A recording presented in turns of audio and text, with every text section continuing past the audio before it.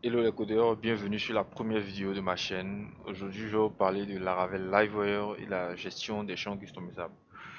J'entends par champs customisables les champs qui sont gérés par le JavaScript pour avoir un comportement différent du comportement natif des champs, notamment les champs de type datetime ou autocomplétion, etc. Euh, Laravel Livewire, c'est quoi? Laravel Livewire, c'est une librairie PHP compatible avec Laravel qui permet de réaliser des actions dynamiques comme le feront JavaScript, mais sans taper du code JavaScript ou moins de code JavaScript. Tout cela sans recharger de page. Du coup, ce tuto est réservé à des personnes qui ont des notions en Laravel Livewire euh, et qui ont du mal à récupérer les données de ces champs customisables dont je faisais allusion tout à l'heure. Du coup, dans ce tutoriel, on va réaliser deux actions qui vont nous permettre de comprendre comment gérer correctement ces types de champs, hein, de récupérer les données de ces types de champs. Donc, on a d'abord une page utilisateur sur laquelle on va pouvoir enregistrer les utilisateurs. Par exemple, Jérémy, ok, Jérémy qui serait né en 1980, le 12 à 4 heures. On pourra voilà, effectuer des enregistrements de ce type. Et aussi pour les champs, pour la gestion des champs de type autocomplétion, on a par exemple Jérémy qui travaille dans le service informatique, qui est le responsable du service informatique, voilà, de l'autocomplétion. On pourra l'ajouter comme ça. Du coup, sans plus tarder, on va rapidement commencer à coder. Rapidement démarrer mon serveur. Voilà. Déjà dans le projet il est tout préparé. Tout ce qui restera à faire, c'est gérer nos différents champs de formulaire. Alors, on va rapidement commencer. Ok. Le, la première page à laquelle on va s'attaquer, c'est la page user et son champ de datetime. Du coup, on va d'abord commencer par prendre en compte le champ nom pour pouvoir récupérer ces données depuis le composant Livewire. Du coup là, au niveau du user, on a le composant addForm. Euh, Ici, on va créer notre propriété. On va créer notre propriété name. Bon, disons users. Voilà. Qui a la propriété name. New. Euh,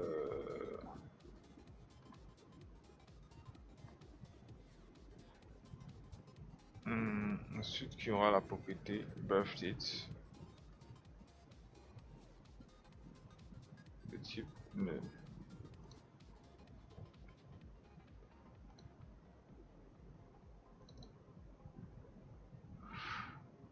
Hmm, Désolé, j'ai pas mis de. Ok. Euh, donc là, on a la propriété users et on a nos différentes valeurs name et birthdate.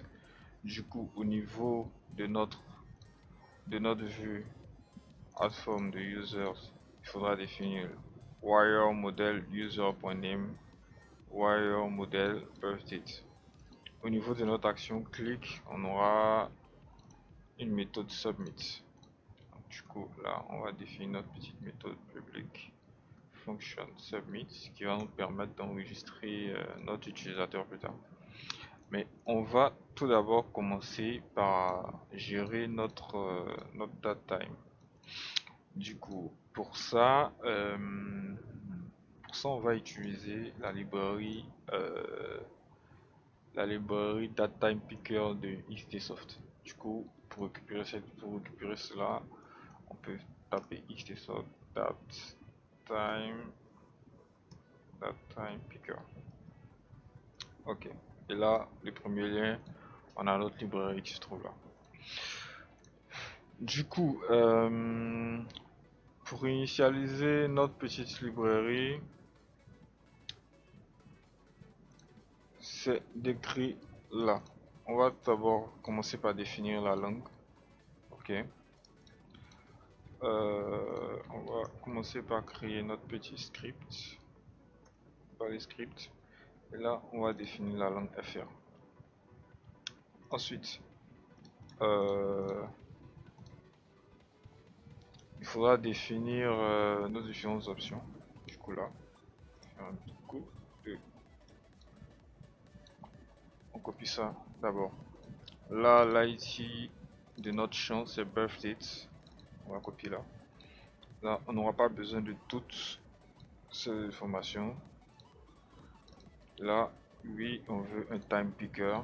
Et notre format, ce sera... on aura un format de type jour, slash mois, slash année, heure et minutes. Ok. Et là, on aura besoin d'actions. C'est-à-dire là, le problème avec la Laravel Livewire, c'est qu'il a. Je vais d'abord vous présenter le problème. D'abord. Là, j'ai normalement mon champ qui fonctionne. Bon, pas mon champ, mais mon date picker qui fonctionne. Et le truc, c'est que lorsque je vais faire un submit, au niveau des submits, on va faire un die dump. On va faire un die dump de user pour voir si on récupère vraiment hop là, pour voir si on récupère vraiment nos données. Du coup, on va venir enregistrer notre utilisateur, on va l'appeler Daniel. Ok, Daniel qui sera né petit user not found. Parce que là j'ai mis users. Du coup, Daniel, on va dire que Daniel est né le 14 1961. Daniel est vieux. Et on va faire ajouter. Du coup là on se rend compte qu'on récupère bien le nom, mais on n'arrive pas à récupérer le birthdate parce que le birthdate est géré par la librairie, par notre librairie XDSoft. C'est pas un événement naturel de modification en fait par, par le clavier.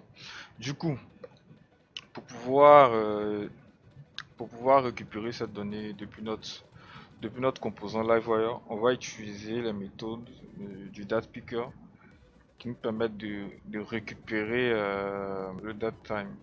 Et cette méthode se trouve, s'appelle onSelect. Voilà. Donc on a la méthode onSelect. On va copier ça. Et on vient au niveau d'ici.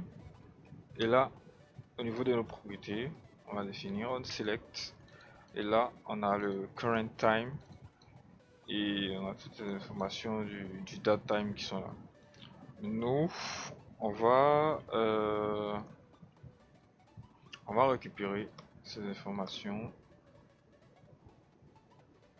Attends, je vais faire une diagramme de ça d'abord.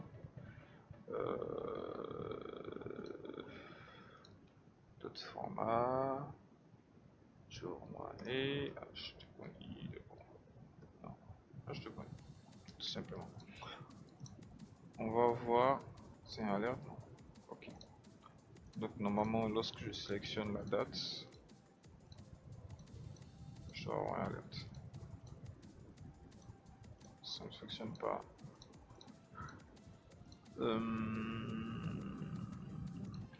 Je vais acheter la deuxième méthode. On select time.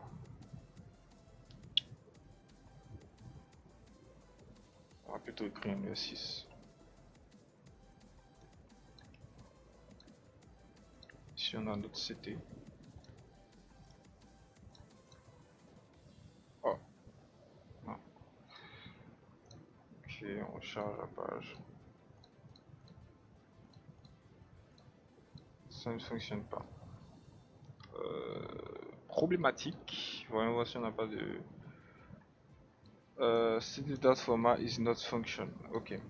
Du coup, ce qui était écrit dans dans la doc ne fonctionne pas.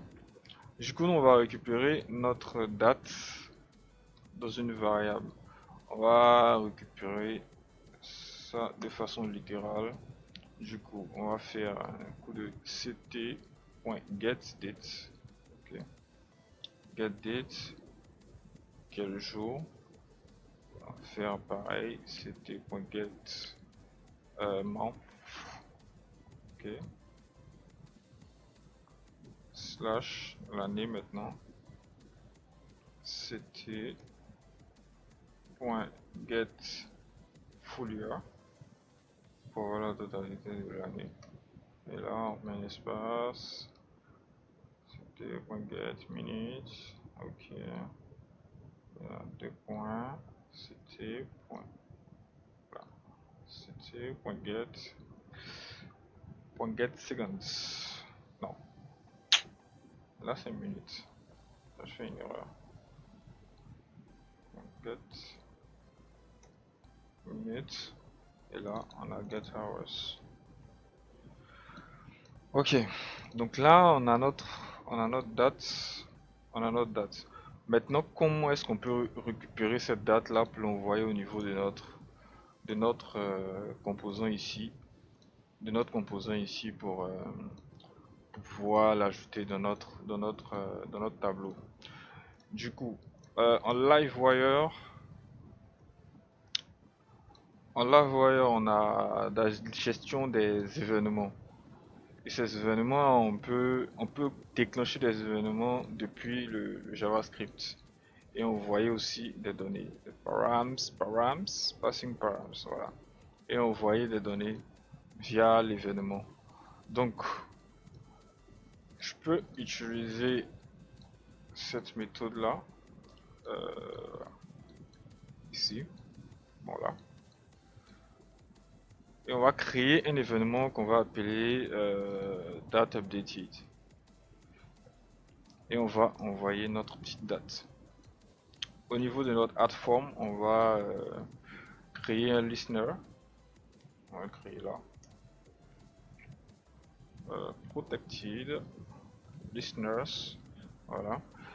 Et là, on va récupérer notre événement pour dire qu'on a dans ce composant on attend un événement date updated. Ici, on va plutôt faire un meetup. Un meetup pour dire qu'on émet un événement aux parents. Est-ce que c'est aux parents? Non, c'est pas aux parents.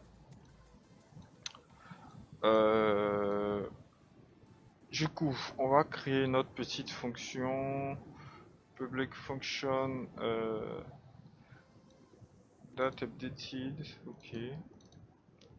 Là. Date updated.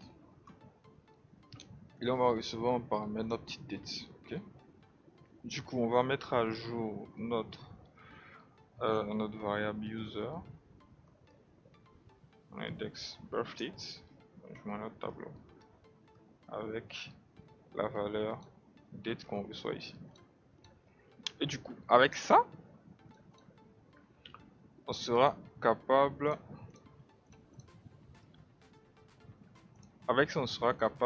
de prendre Daniel encore, qui est né à je sais pas quoi. Voilà. Bon, le select c'est normal. Il y a une petite erreur là-bas. Mais normalement, il doit pouvoir envoyer notre requête. Voilà. On voit notre requête. Du coup, ça veut dire que si je clique là, on a notre date qui est à jour. Il nous manque des zéros. Comme ça, on va le gérer rapidement JavaScript. Du coup, ça, on va créer une fonction qu'on va appeler padding. Padding number, voilà. On va ajouter des caractères. Et ici, on va récupérer notre number. Ok, on va récupérer notre number. Et ce qu'on va faire, c'est qu'on va dire si notre number est inférieur à 10, oh, on va ramener ça, on va réactiver. Ok, donc si notre number est inférieur à 10, dans ce cas, on va ajouter un 0. Désolé, on va ajouter forme littérale. On va ajouter un 0 derrière notre number. On va mettre en toastring. Comme ça. Sinon, dans le cas contraire, ben, on va retourner notre number. Tranquille. Du coup, on sera obligé d'appliquer cette fonction sur tous nos à tous les niveaux de notre date. Comme ça. Ok. Donc là on est bon. Normalement ça devait être bon. On met Daniel. On met une date lambda. Ok. Ok. Et là on est bon. Là on est bon. On récupère notre date en backend. Et depuis notre composant LiveWire. Du coup, là, tout ce qui nous reste à faire, c'est enregistrer. C'est enregistrer tout simplement ces données. Attendez, j'ai oublié. Il faut faire pareil ici. Il faut faire pareil là. Ça, j'ai pas besoin, j'utilise pas. Voilà. Et maintenant, on va enregistrer notre petit. On va enregistrer notre petit utilisateur. Du coup, là, on va faire un coup de notre user. Notre user c'est égal à new user. Ok. Là. On essaie dans le modèle user. Et user, son name sera égal à notre username. Pareil pour le birth date. Là on va prendre notre user, on va le save, ok. Et à la fin on va reset on va reset la propriété de notre composant. Reset, c'était quoi? Reset, comme ça. Et il faudra créer aussi un événement pour que notre liste soit réinitialisée. Du coup, pour ça, la gestion des événements, on a cet événement là. Du coup, this emit, on va dire user added, par exemple. Bon, on va plus ça refresh, voilà, comme ça. Et au niveau de notre, voilà, au niveau de notre composant user, on va créer un événement aussi. Listeners est égal à refresh. Ok. Et lorsqu'on fait un petit coup de refresh de notre fonction refresh, qui sera déclenché par notre événement refresh, là on va faire un coup de vis render. Voilà. Pour render notre liste, récupérer la nouvelle liste, la liste et l'envoyer à la vue.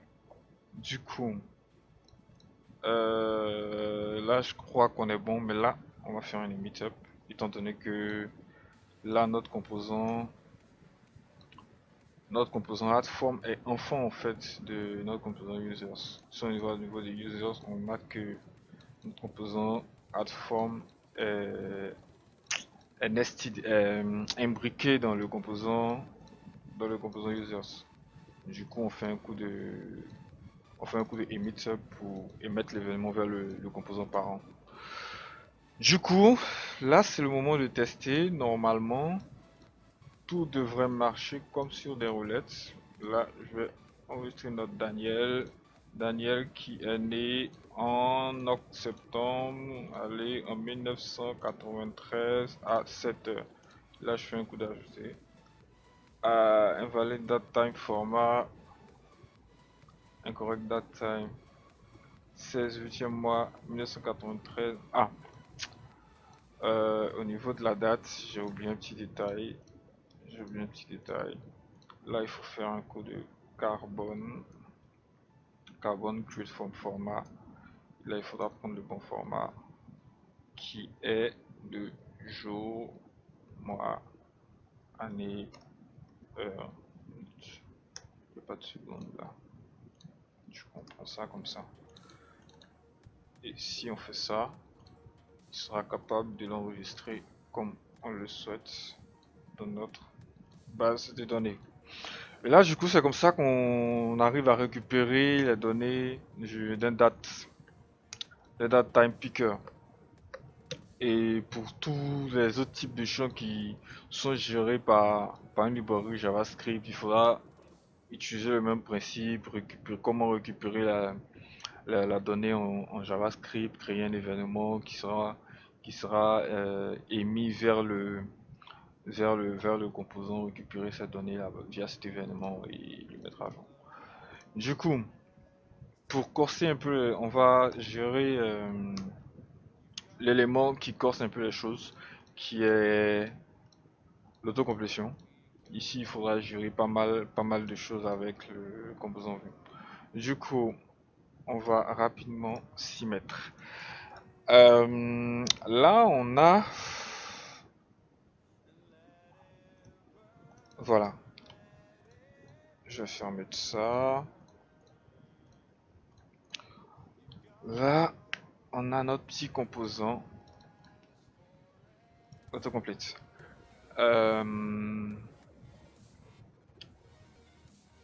Si on a nos petits services. Du coup, je réfléchis, on n'a pas de wire. On va commencer par définir les wires au niveau du service, c'est ça. Hop là. Voilà. Au niveau du service, on a deux données. On a le nom du service, le responsable. Du coup, qu'est-ce que nous avons là? Là, on va définir public function. Là, on va définir notre service.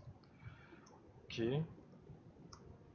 Qui aura deux propriétés. La première propriété qui sera le name du service. Okay. Ensuite, à chaque fois j'oublie. Et ensuite, l'ID en fait du responsable. Du coup, on va mettre user ID. Égal à nul. Ok. Qui est égal à nul. Ah, c'est pas une fonction. Voilà. Du coup, là, on a défini les propriétés. On va les ajouter wire.modèle. Là, on a service. C'est bien ça. Service.name. Là, on a service.name. Et ici, là, on a service.userID. Ok. Du coup, ici, d'abord, quelles sont les actions? Lorsqu'on clique sur lorsqu'on va cliquer sur notre champ, il faudra qu'il soit capable de récupérer la liste de tous nos utilisateurs. Du coup, là, on va faire un coup de wire.click et là, on va appeler la fonction get recommendations. Ok. Et c'est pas uniquement lorsqu'on clique, c'est aussi lorsqu'on fait une tabulation, c'est-à-dire du moment qu'il a le focus en fait. Donc là, on va faire un coup de wire.keyup. Ok. Wire.keyup qui va appeler la même fonction. Cette fonction là, il faudra la créer. Du coup, on va venir rapidement ici créer notre fonction public function get recommendations. Et on va ajouter une propriété qui va nous permettre de savoir, qui va nous permettre de définir si notre liste d'autocomplétion et notre liste de recommandations, voilà, s'affiche. Donc on va appeler cette variable, cette propriété show recommendations.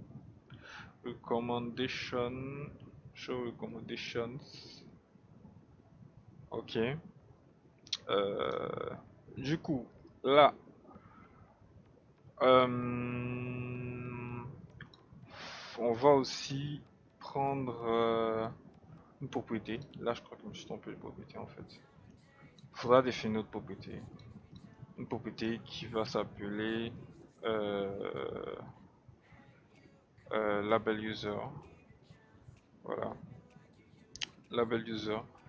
Et ce sera elle qu'on va utiliser en fait au niveau du wire model. Voilà. Et du coup, là, en attendant, pour l'instant rien. Ici, on va récupérer notre liste utilisateur via le modèle user de point et là on a déjà défini un scope search. Donc du coup là, on va utiliser ce scope. On va utiliser ce scope. On va d'abord intégrer importer notre user. Oh non. On va importer notre petit user. Voilà. On va utiliser la scope search qui fait qui cherche dans la base de données les différents utilisateurs dont le nom ressemble à ce qu'on va paramètre. Et dans ce qu'on va paramètre, c'est le label user qui est en réalité saisi ici en fait. Du coup, on va rapidement ouvrir ça. Label vis, label user. Là on récupère. Et ici, on va dire, on va d'abord définir une liste ici. On va dire list recommendations. Voilà, list recommendations. Et du coup notre liste, si on a des utilisateurs, ok. Ok, si on a des utilisateurs, ok. Donc du coup si on a des utilisateurs, du coup là, notre liste, list recommendation sera égal à notre liste d'utilisateurs qu'on a récupéré en fait. Et là, juste après, on va... en vrai, on va pas faire ça. En vrai, on va gérer les choses autrement. On va quand même afficher, même s'il n'y a pas d'utilisateur. Seulement qu'on va définir, on va mettre aucune méthode. Ok, du coup, on va définir notre propriété show recommendation. Show recommendations are true. Et là, on va rapidement définir notre liste de recommandations dont le design a été réalisé, bon le style a été réalisé directement dans le fichier app.css qui est implémenté dans notre layout. Du coup,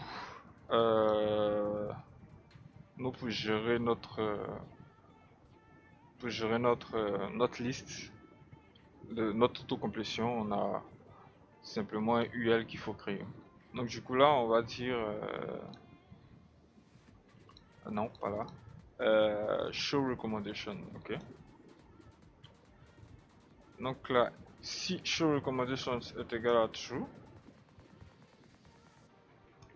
dans ce cas, on va afficher notre petit UL qui aura la classe autocomplete. Hop là, autocomplete list. Ok. Et là, on va vérifier. C'est ici qu'on va faire notre vérification. List autocomplete. List recommendation. Là, on va dire si list recommendations est inférieur ou égal à 0. Dans ce cas, on va définir un LI qui aura la classe noResult, ok, qui va afficher aucun résultat. Voilà. Sinon, dans le cas contraire, on va parcourir notre list recommendations, ok, recommendation comme ça, for each, ok. Et là, on fait un coup de LI.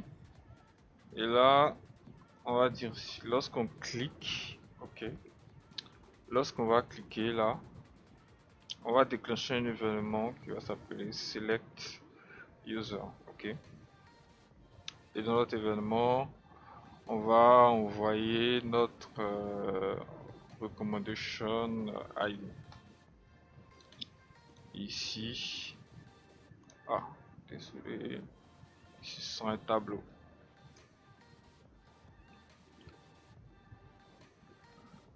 Voilà, notre recommendation ID. Ok, donc là, on va prendre notre recommendation. Regarde, c'est une idée, j'aurais dû mettre user. Bon, ok. Là, on a notre recommendation name. Ici, il faut que je ferme notre if. Ok. Donc là, au niveau de notre autocomplétion, c'est juste, on va juste ajouter notre action lorsqu'on clique ici. Comme ça, on aura tout bon ici en fait. Donc là, ce sont un submit comme d'hab. Ok, là, je crois qu'on, là, on est bon. Là, on est bon. Du coup, on va revenir sur notre forme. On a des actions à gérer. On a d'abord notre select user. Ici, hop là, on va créer notre fonction select user avec notre user ID. Ok. Du coup là, ce qu'on va faire, on va récupérer notre user. Le point, c'est quoi un modèle, non? Modèle. Oh, qu'est-ce que je fais? User find user ID. Qu'est-ce que j'ai failli faire là, user ID. Ok, et là, lorsqu'on aura notre user, il faudra définir notre user au niveau de notre service qui est là. Donc la vis service à la position user ID sera égal à user. Bon, on va sur ça. On va prendre notre ID au niveau de notre nouveau. Et là, notre label user, on va le mettre à jour, on va le remplir, tu vois. Là, ce sera notre username. Je saurais mettre name user. Bon. Du coup, là, c'est bon. Et on va ensuite, à la fin, masquer notre nos recommendations. Donc, on va mettre nos recommendations à false. Et là, on est bon. Normalement, on n'a pas de problème, tout devrait marcher. là, je vais mettre mon petit submit, je vais faire un DD de service pour voir si tout est bon lorsqu'on submit le tout. Du coup, là on va venir sur notre outil, on va dire service, communication, comme ça. Ici, notre autocomplétion ne fonctionne pas.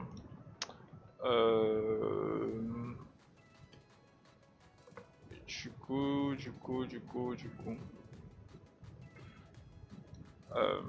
faudra réfléchir encore. Quelle erreur on a faite? Quelle erreur avons-nous commise? Là on a notre wire get. Ah, c'est pas des wires, c'est pas des points, c'est des 2 points. On a ici. Là on a des 2 points, on n'a pas de points.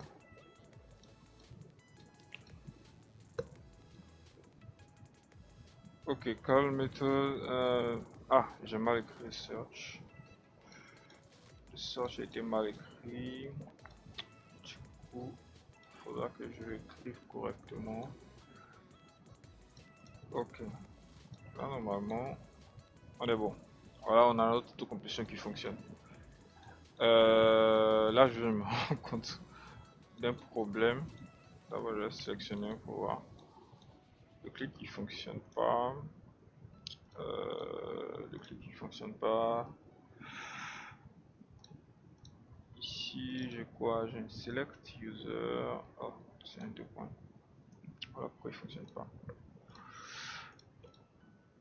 Du coup, si je recharge la page, Jérémy, et voilà, Jérémy est sélectionné.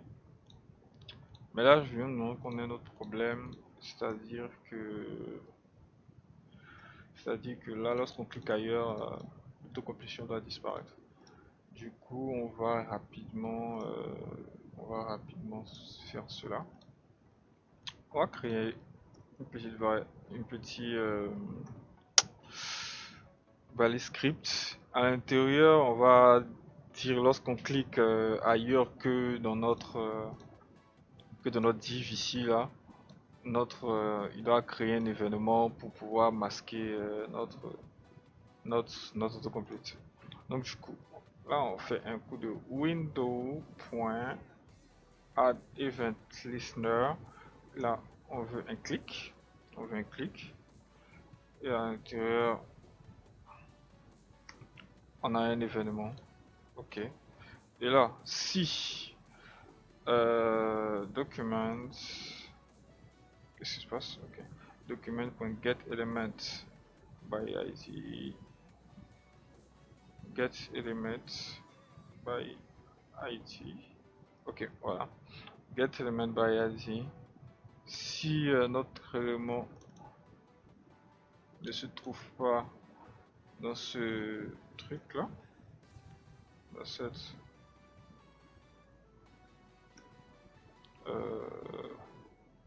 contains target. Voilà. Du coup là, qu'est-ce qui se passe? Ok. Donc là, si on clique sur un élément et que cet élément ne se trouve pas à l'intérieur de l'autocomplete là, bon du coup on va créer un événement. On va créer un événement qui va hide nos recommendations, tu vois. Tu vois, nos recommendations. Voilà. Du coup, je vais rapidement créer cette méthode. Public function hide recommendations. Je crois que j'ai copié là. Ok. Mais il faut pas oublier de créer notre listener en fait. Notre tableau de listeners. Voilà. Qui prend en compte le hide recommendations. Et du coup, à ce niveau là, on va définir notre show recommendations à false. Et comme ça, on a notre liste de recommandations que ceci disparaît. Du coup là, je clique ailleurs, ça disparaît. Voilà. Du coup, on va essayer d'enregistrer notre service communication. Là, on sélectionne Jérémy, on fait ajouter. Et là, on a l'ID de notre utilisateur Jérémy qui se trouve là. Users. Là, Jérémy qui a son ID 16. Donc là, on peut faire son enregistrement assez simplement. Donc là, je viens là au niveau de Submit. Simplement, comme tout à l'heure, on fait notre variable service qui est égal à new service. Voilà notre modèle service.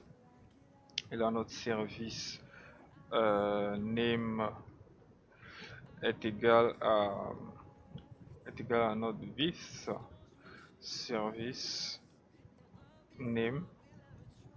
Voilà, on va mettre un point virgule. Du coup, notre user ID. Du coup, service save. Lorsqu'on finit de le save, comme d'hab, notre événement, on va vider d'abord. This reset, voilà, on reset le tout. Et on va créer notre événement this emit up, voilà. On fait un petit coup de emit up, refresh. Fresh. Et là, au niveau de la liste de services, comme d'hab, petit coup de protected, no listeners. Voilà, on a notre petit refresh, notre fonction refresh en dessous. On a notre petite fonction refresh. Et là, notre refresh sera chargé de relancer le render. Et là, on est bon. Là, du coup, si je fais ajouter, on a un reset, mais le refresh n'a pas pris. Pourquoi? Est-ce que notre service a été créé d'abord? Notre service communication a été créé, mais on n'a pas de... On a bien refresh, là. Meetup, refresh. Je regarde au niveau des users. Normalement on est bon. Peut-être c'est parce que j'ai pas rechargé la page. On va créer le service commercial. Et là, on va dire que Daniel cette fois-ci est responsable. Voilà. Render not found. Ok, on passe le render. Pourquoi il trouve pas render? Parce que render est une fonction. Là j'ai plus le service en tête. Allez, on va rapidement créer un autre utilisateur. On va enregistrer Arnold qui est né, je sais pas, 69. Et voilà. On va enregistrer Armani, histoire d'être sûr de la fiabilité de notre autocomplétion. Voilà. On va créer Herman. Ok, Herman. En septembre, voilà, 92. Voilà. Du coup, on va aller à la page service. Ok, au niveau de la page service, on va créer le département logistique. Je sais pas. À ce niveau-là, on peut taper Herman. On voit que c'est Herman, celui qui sort. Si je tape E, voilà, on a tous les éléments avec eux à l'intérieur. Donc là, on va prendre Herman, département logistique. Et voilà, Herman qui s'ajoute. Donc voilà la solution pour gérer les champs customisables, les champs qui sont customisés, qui sont gérés en JavaScript. Voilà la méthode pour pouvoir les gérer, pour pouvoir récupérer les données depuis un composant Livewire. Le principe il est simple, récupérer ces données-là depuis un script JavaScript dans notre composant. Voilà, on le récupère toutes ces données au niveau de l'utilisateur. On récupère ces données euh, depuis, depuis le JavaScript, on crée un événement, on envoie au niveau du composant et là on ajoute ces données, on ajoute cette donnée à la propriété du composant, tout simplement. Du coup, j'espère que cette vidéo vous aura servi. Si c'est le cas, n'hésitez pas à laisser un pouce bleu. Si vous avez besoin que je fasse d'autres vidéos sur Livewire, expliquer un peu comment Livewire fonctionne, comment utiliser, disons les bases, disons un parcours de Livewire, écrivez-le en commentaire et je le ferai dans une prochaine vidéo. Sur ce, à la prochaine.